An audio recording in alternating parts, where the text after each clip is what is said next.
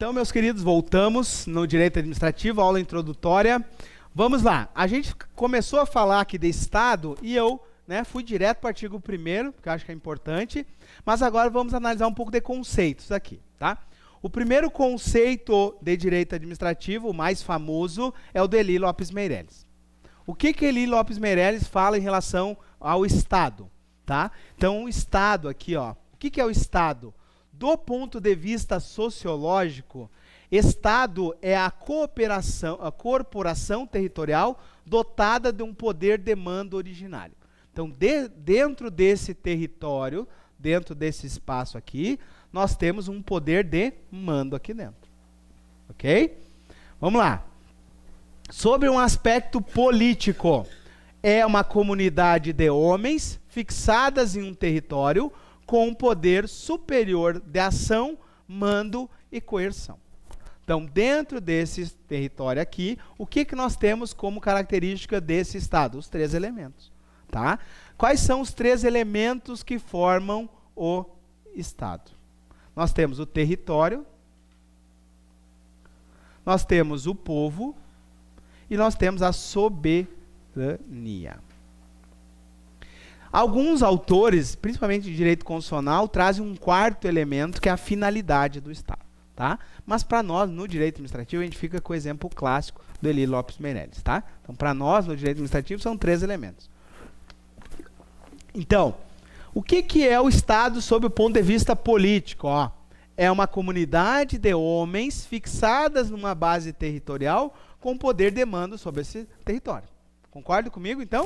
Pensando no Brasil, nós temos as fronteiras, temos as armadas, a marinha e a aeronáutica e o exército para fazer essa vigilância dentro da nossa área. E dentro dessa área, o Estado brasileiro tem um poder de mando e ele edita as leis que regem esse Estado. Ok? Fechou? Beleza, então.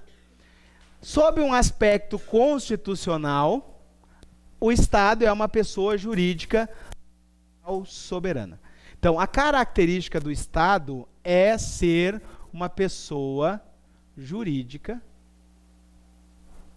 e é ser uma pessoa jurídica soberana.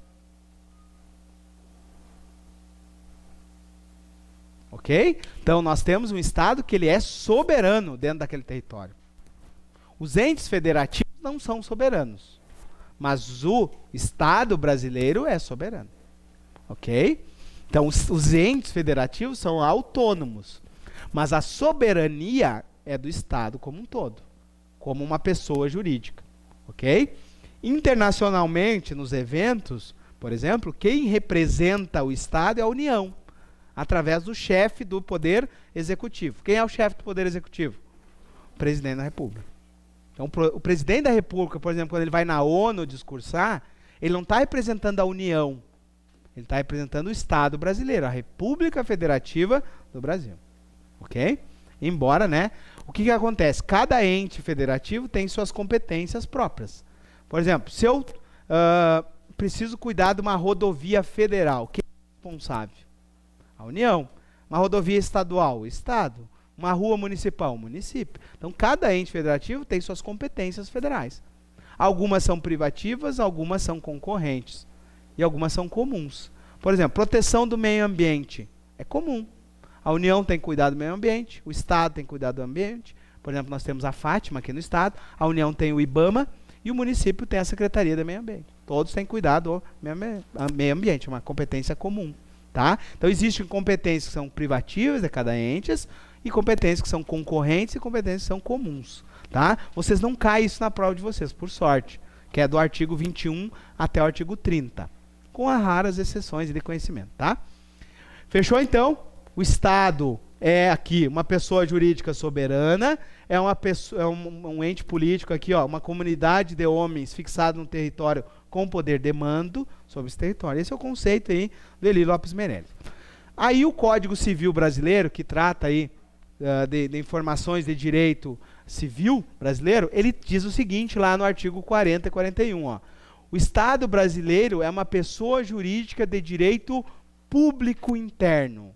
Tá? Então, o Código Civil veio e disse assim, ó, essa pessoa jurídica, ela é de direito público interno. Isso é muito importante, tá? Aqui, pessoal, começa o entendimento do direito administrativo, tá? Então, eu vou fazer aqui, vem comigo, Luiz. Olha só, vou fazer aqui um esqueminha do direito para vocês.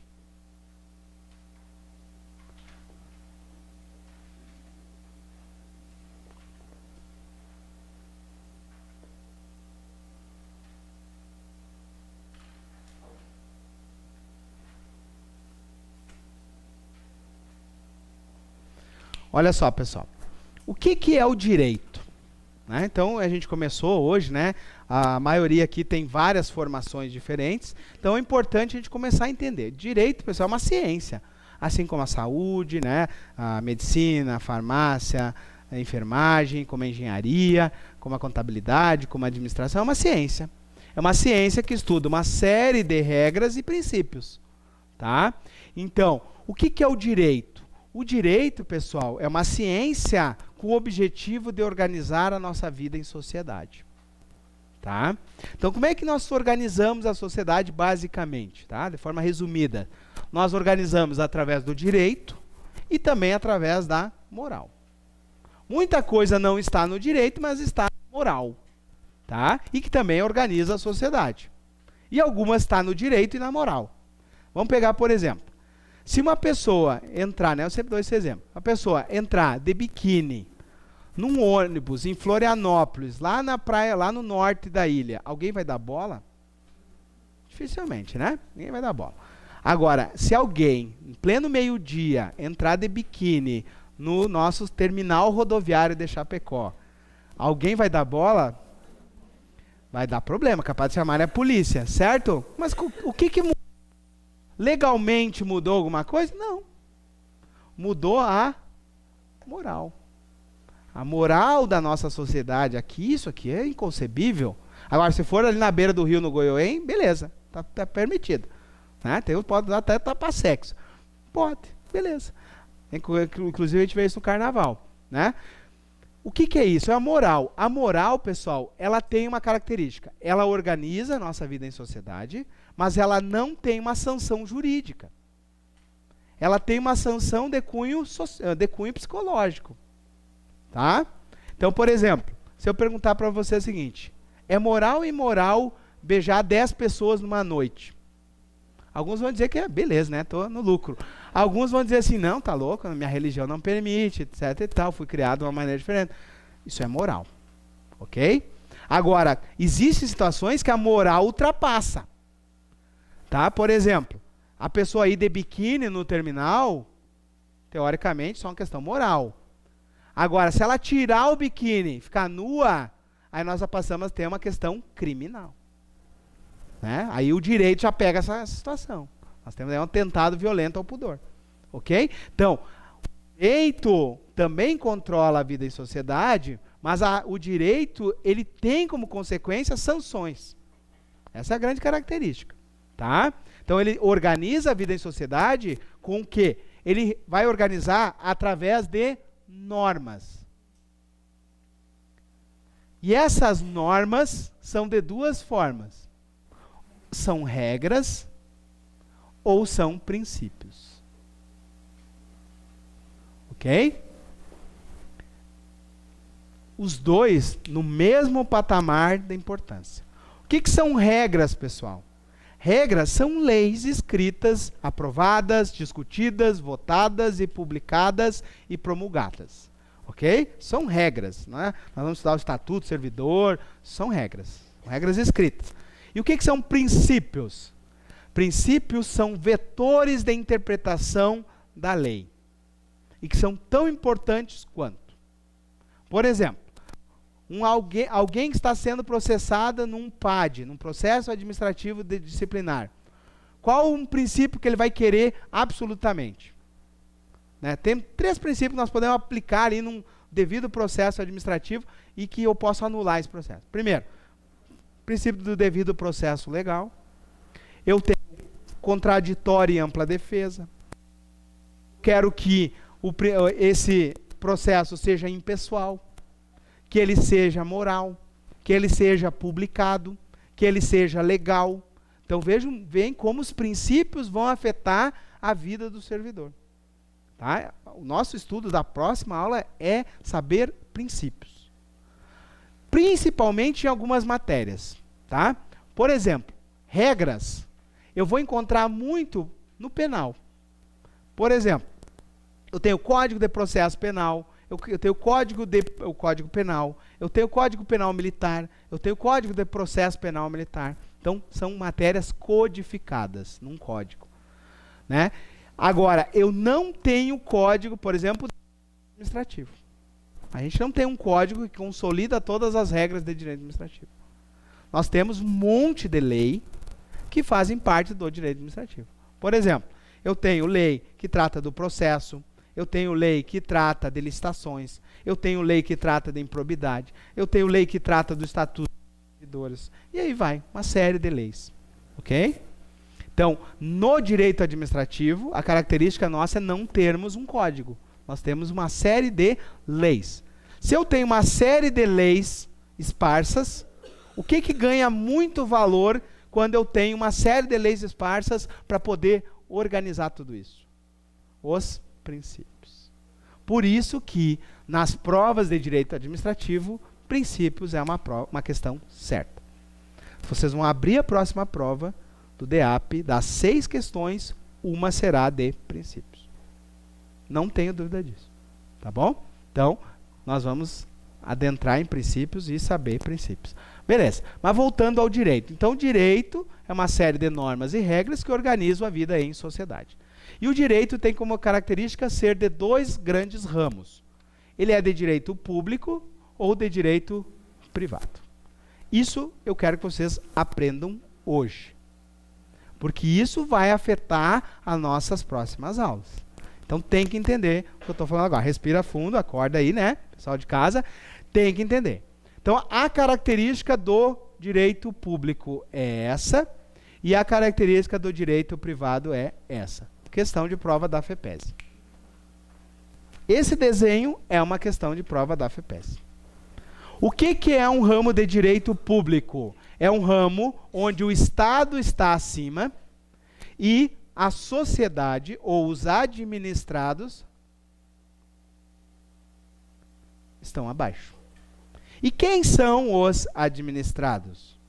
Podem ser nós servidores, pode ser um servidor, pode ser o quê? Um cidadão. Pode ser a própria sociedade. Ok? De forma individual, tá? Então aqui, sociedade, um indivíduo, tá? Então, qual a característica do direito público? Olha só, a relação não é de igualdade. Vocês acham que a gente está igual ao Estado ou não? O Estado está aqui e nós estamos aqui embaixo. Como assim, professor? Professor André passou na rua ali, né? Resolveu aloprar ali e, por exemplo, jogar uma pedra numa viatura da PM. Não vai acontecer nada com o professor André ou vai acontecer alguma coisa com o professor André? Eu vou responder o dano que eu causei na viatura, vou ser preso, vou ser algemado, vou lá para a delegacia, né? O delegado vai querer me ouvir, vou ficar um tempão lá, vou ter que ter um advogado devido ao processo legal, ok? Vou ser condenado. Então, isso é um direito público. Direito público, o Estado está acima, abaixo. O professor André tem lá o seu imóvel. Todo ano vem uma continha para pagar. Qual a continha? IPTU e a taxa de coleta de lixo. Se eu não pagar, o que acontece? Me escreve em dívida ativa e me executo. Certo? Tem que pagar então? Tem. Direito público. Tá? Servidor. Causou um desvio de um recurso público contra o Estado. Vai acontecer o que com ele? Um PAD. Estado está acima, servidor está abaixo. Então, na relação de direito público, há uma desigualdade. Por que há uma desigualdade? Essa desigualdade é baseada nisso aqui, ó. Interesse público. É o interesse do professor André ou da coletividade que é mais importante? No direito público prevalece o interesse da coletividade. E aí que vocês começam a entender o direito administrativo. O direito administrativo está desse lado aqui. Ok? Então, quem que está desse lado aqui? Basicamente, para vocês começarem a entender as aulas que vocês vão enfrentar. Penal, Código Penal, né? Então penal e processo penal, tributário, constitucional e administrativo. Tem outros, tá? Mas basicamente para a prova de vocês é isso, tá? Então, penal, processo penal, tributário, constitucional, administrativo. Onde o Estado está acima e nós estamos abaixo. Por quê? Por causa do interesse da coletividade. Já no direito privado, nós temos uma relação de igualdade entre as duas partes. Agora, o Estado pode estar numa relação de igualdade com alguém X aqui? Sim ou não? Sim. Sempre? Não, é uma exceção. Isso aqui é uma exceção. Quando que nós teremos o Estado numa relação de igualdade com um particular? Por exemplo, a doutrina traz, né, exceções. Exemplo, um contrato de aluguel. Quando, por exemplo, a administração pública aluga um imóvel, ela tem um contrato de aluguel, antes foi precedido uma licitação de direito público, ou uma dispensa de licitação, mas o contrato de aluguel em si é um contrato privado. Relação de igualdade. Outro exemplo aqui é quando eu vou no Banco do Brasil, ou eu vou na Caixa Econômica Federal e abro conta. Processo privado. É a mesma coisa eu ir no Banco do Brasil ou ir no Itaú e no Bradesco. A diferença é que a Caixa é uma empresa pública e o Banco do Brasil é uma sociedade de economia mista. Ambos pertencem ao poder público. Já o Itaú é privado. Tá? Então, essa relação privada eu encontro como exceção no direito administrativo e como regra em alguns ramos do direito. Por exemplo, no direito civil e no direito empresarial. Então, a relação do contrato entre vocês e o TEMES é uma relação de igualdade. Ok? Então, vocês cumprem, o TEMES cumpre. E vice-versa. Tá? Agora, no direito público, o Estado está acima do particular. Ele vai ter prerrogativas que o particular não vai ter. No penal, ele tira a nossa liberdade. No tributário, ele nos tira tudo de bens que a gente tiver, se não pagar. Certo? No direito administrativo, o que vai acontecer? O Estado vai ter uma série de poderes. Por exemplo, ele vai ter um poder de polícia de vir aqui no TEMES e fechar o estabelecimento se mudou, por exemplo, o ramo de trabalho. Né? Se nós ficarmos à noite aqui tomando uma cervejinha depois do horário expediente, isso aqui vira um pub e dá mais dinheiro que dá aula. E aí mudou a atividade econômica, a prefeitura vem e lacra o estabelecimento. Por quê? Porque não tem alvará para funcionar nesse sentido. É um poder de polícia que a administração pública tem. Isso que nós vamos aprender na quarta aula ou quinta aula, que é poderes. Ok? Então, essa é a grande característica. Por um exemplo, então, vamos dizer que uma viatura bateu num carro. Bom, vamos pegar o seguinte. Questão no direito ali, que é importante, por uma responsabilidade, tá? Vamos pegar o exemplo que o colega falou aqui. É um exemplo que vai fugir um pouco da realidade, tá? Por quê? Porque no direito administrativo, às vezes, é contra o próprio Estado, tá? Vamos pegar o exemplo do colega aqui. Uma viatura da PM, certo? Viatura da PM, vem aqui, atrás, perseguindo alguém, e tal. Vamos pegar aqui, vamos melhorar aqui. Aqui tem uma faixa de pedestre. Essa viatura vem aqui, perseguindo alguém que está lá para frente. E vem aqui alguém passando e é atropelado. O que nós vamos ter que analisar? A responsabilidade do Estado. E qual é a responsabilidade desse Estado aqui? A responsabilidade do Estado é objetiva. Só que é uma aula inteira sobre isso. Quem vai processar o Estado, que é essa vítima, ela vai ter que provar apenas 3 coisas: conduta, nexo e o dano. Então, para o direito civil, está faltando mais um elemento ali. Qual que é o elemento que está faltando? O que faltou aqui ainda? Se precisar uma responsabilidade, dolo ou culpa. Então, nesse caso aqui, é pior para o Estado. A responsabilidade do Estado, ela é mais forte. Então, no caso do Estado, basta que a vítima prove conduta, nexo ou dano. E aí a responsabilidade é objetiva.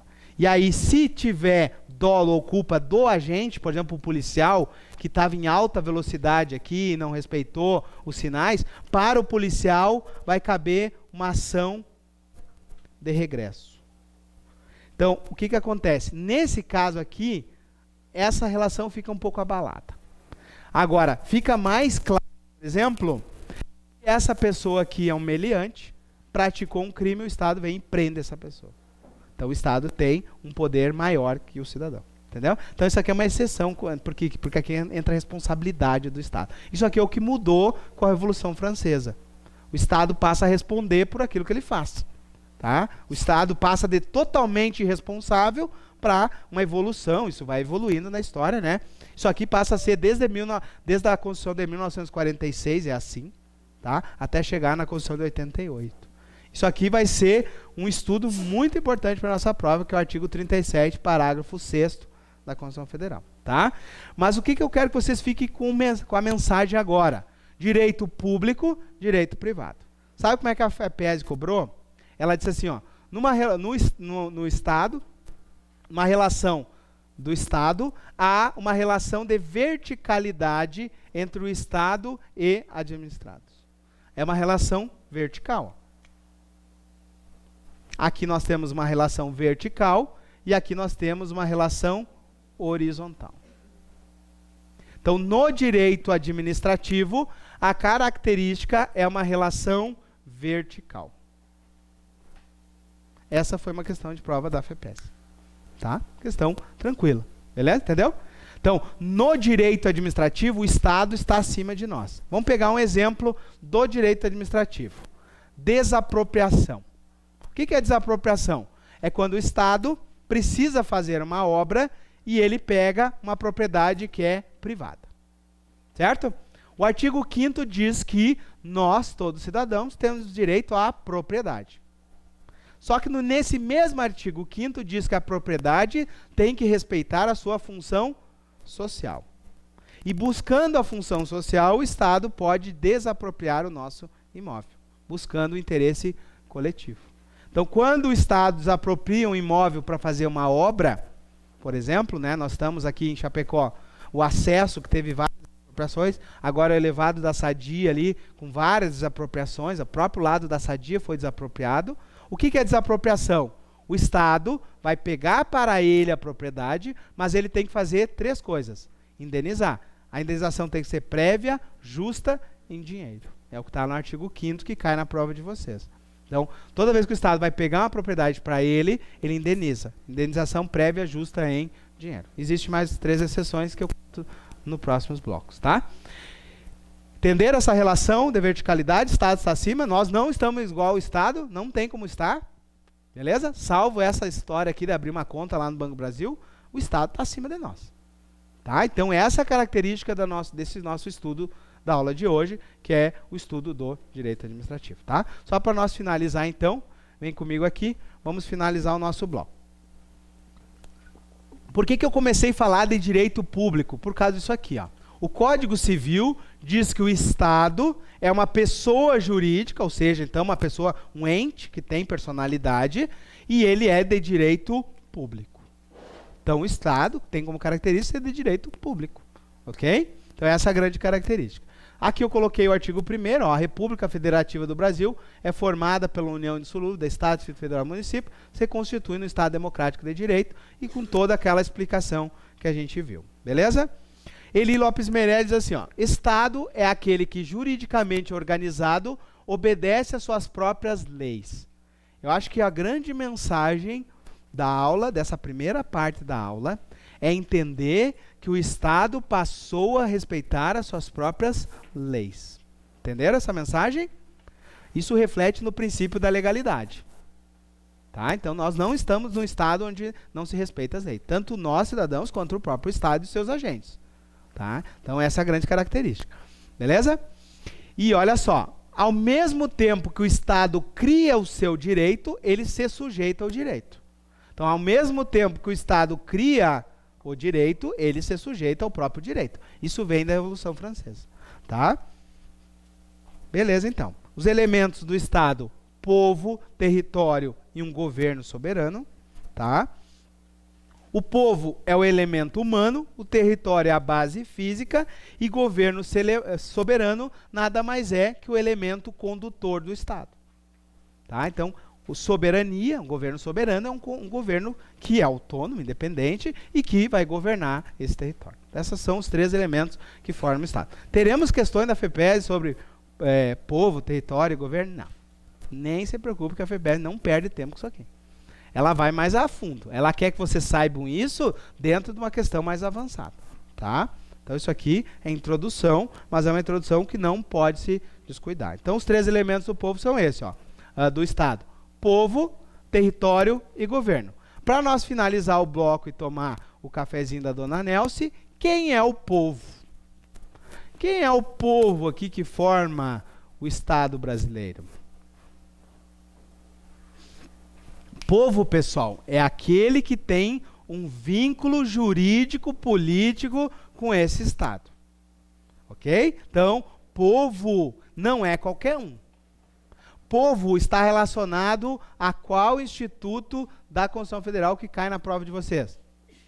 Nacionalidade. Aí vocês vão aprender com a Prof. Karen quem é um brasileiro nato e quem é um brasileiro naturalizado. Artigo 12 da Constituição Federal não pode ir para a prova sem saber. Tanto é que caiu agora na PM. Tá? Era a questão certa. Tá? Então, artigo 12 vai falar da nacionalidade. Quem são os brasileiros natos? Quem são os brasileiros naturalizados? Quais são os cargos privativos de brasileiros natos? São estudos com a Prof. Karen. Tá? Eu estou só instigando você para entrar no direito administrativo, mas ela vai complementar isso dentro dos assuntos. A gente tem que estudar ele de forma interpessoal, né, e conectado entre as matérias, que fica mais fácil de entender. Tá? Então, quem é o elemento humano? São aqueles que são vinculados ao Estado. São os nacionais. Ou seja, o brasileiro nato e o brasileiro naturalizado. Então, quem fica de fora do conceito de povo aqui? Fica de fora os estrangeiros. Tá? Ou os apátridas também. Então, quem é estrangeiro, quem é apátrida, está dentro do conceito de população brasileira. Mas que é o povo? É aquele que tem um vínculo com esse Estado. Ok? O estrangeiro pode vir a ser um brasileiro naturalizado? Pode. Vocês vão aprender isso. Se for de língua portuguesa, após 1 ano. Né? Se for português equiparado, com os mesmos direitos. Se for de outra língua, após 15 anos, né? Com uma série de requisitos. Tá? Beleza, então. Então, esse elemento humano, o povo, tem um vínculo com esse território. O território é a base material e o governo soberano é um governo que tem aí uma supremacia na ordem interna e ele é independente. Então, a característica da nossa soberania, ó, é ser o quê? Ó? Na ordem interna, ele ser supremo e ser, na ordem internacional, ele ter ali, ó, uma independência. Tá? Na ordem interna, ele é supremo.